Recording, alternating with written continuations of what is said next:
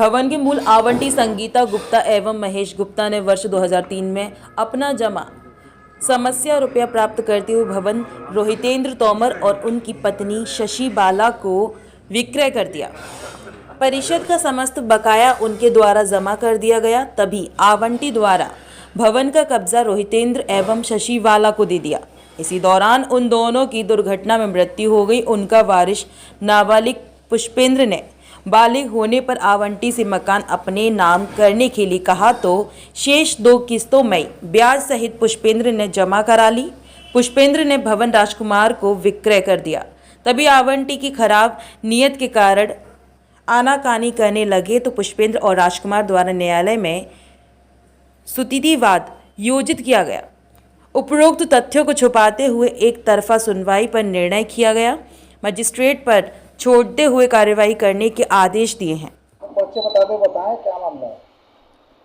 ऐसा ही ये जो मकान है ये करीब 20 साल पहले आवंटी संगीता गुप्ता और उनके पति राजेश गुप्ता को आवंटित हुआ था और उसी समय उन्होंने इस मकान को इनके स्वर्गीय माता पिता को विक्रय कर दिया।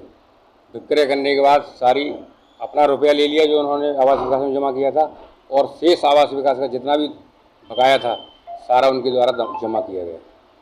दुर्भाग्यवश उनकी दुर्घटना में इनके माता पिता की जो डेथ हो गई। चूँकि सारा पैसा जमा हो चुका था इसलिए आवास विकास को कोई लेना देना नहीं था, कोई बकाया नहीं था, कोई कुछ नहीं था, इसलिए आवास विकास चुप था। कब्जा भी इनको दे दिया गया आवंटी द्वारा। इनकी तरफ से ही लोग रह रहे थे इसमें तब से। अब जब ये बालिग हुए हैं, बालिग होने के बाद उन्होंने आवंटी से कहा भाई इसकी मकान की जो बैनामा वगैरह है वहाँ नाम कराओ।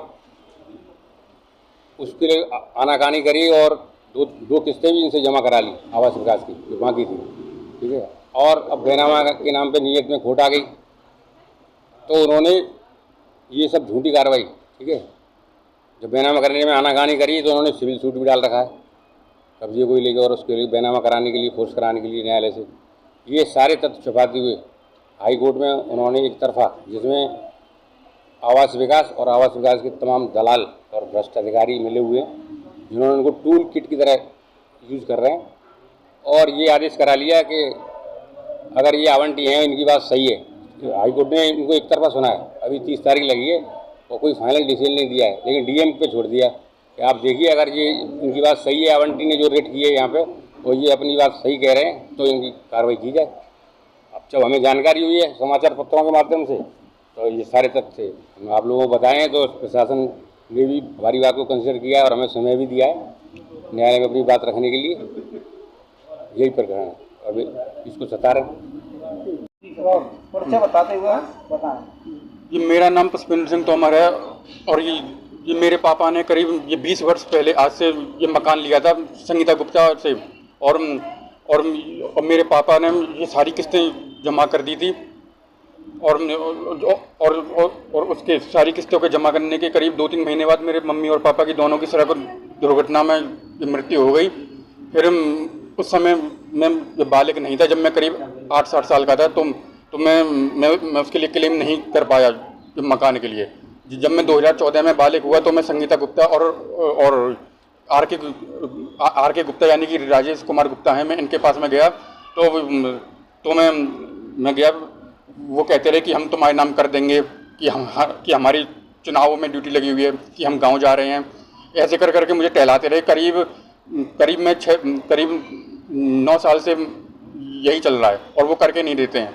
और इसी दौरान मैं ये मेरे भैया हैं राजकुमार जी, मैं इनके संपर्क में आया और कैसे भी मैंने करा करके जब किया उन्हें कॉन्वाइंस किया।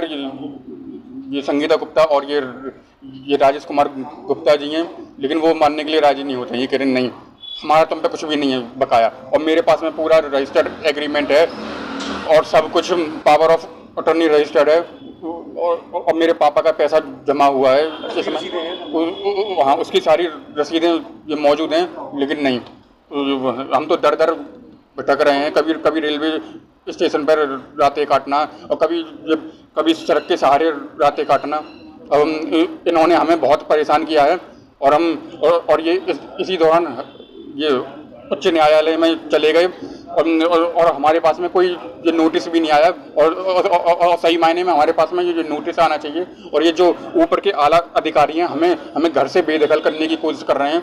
अब हम कहाँ जाएंगे? अब हम कहाँ दर दर की ठोकरें खाएंगे?